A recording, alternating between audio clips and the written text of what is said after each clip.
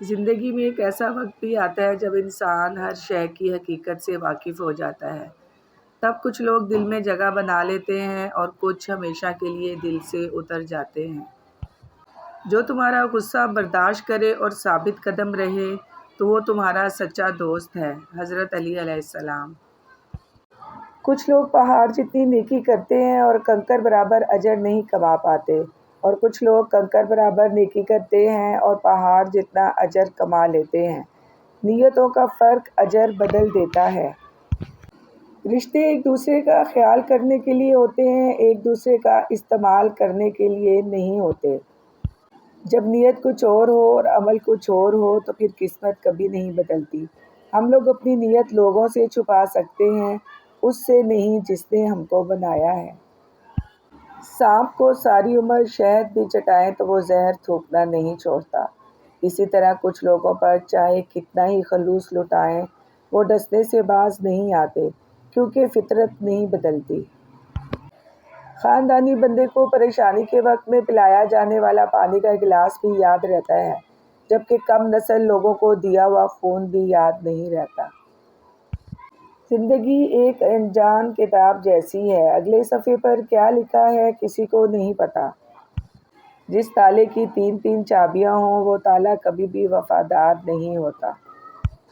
کچھ لوگ مفاد کی خاطر اپنے لہجے بدل لیتے ہیں، مگر ان کی فطرت کبھی نہیں بدلتی۔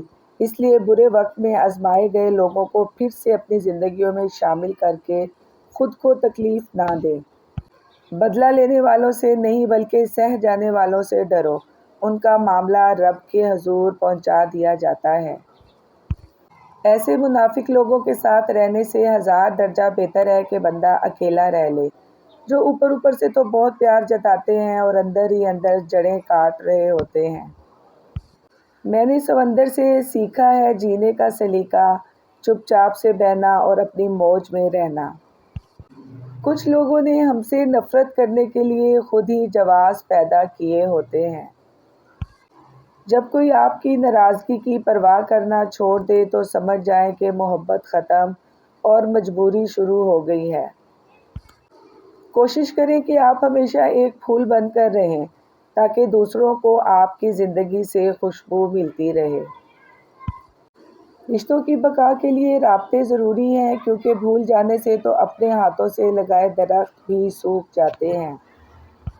کسی کو اداس پائیں تو کچھ وقت ان کو سن لیں۔ کبھی انسان کو اپنی حالت بتانے کے لیے ایک ہمدرد کی ضرورت ہوتی ہے۔ کوشش کریں کہ ایسے وقت میں نصیحت سے گریز کریں۔ بندہ گندے برتن میں دودھ نہیں ڈالتا تو اللہ گندے دلوں میں نور کیسے ڈال دے گا۔ وہ جگہ چھوڑ دو جہاں تمہارے احساس اور تمہارے الفاظ کی قدر نہ ہو، پھر چاہے وہ کسی کا گھر ہو یا کسی کا دل۔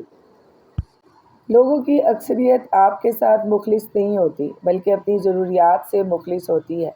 صرف ان کی ضروریات بدلنے سے ان کا خلوص بدل جاتا ہے۔ حضرت علی نے فرمایا، زندگی میں قسم، قدم اور قلم بہت سوچ سمجھ کر اٹھانا چاہیے۔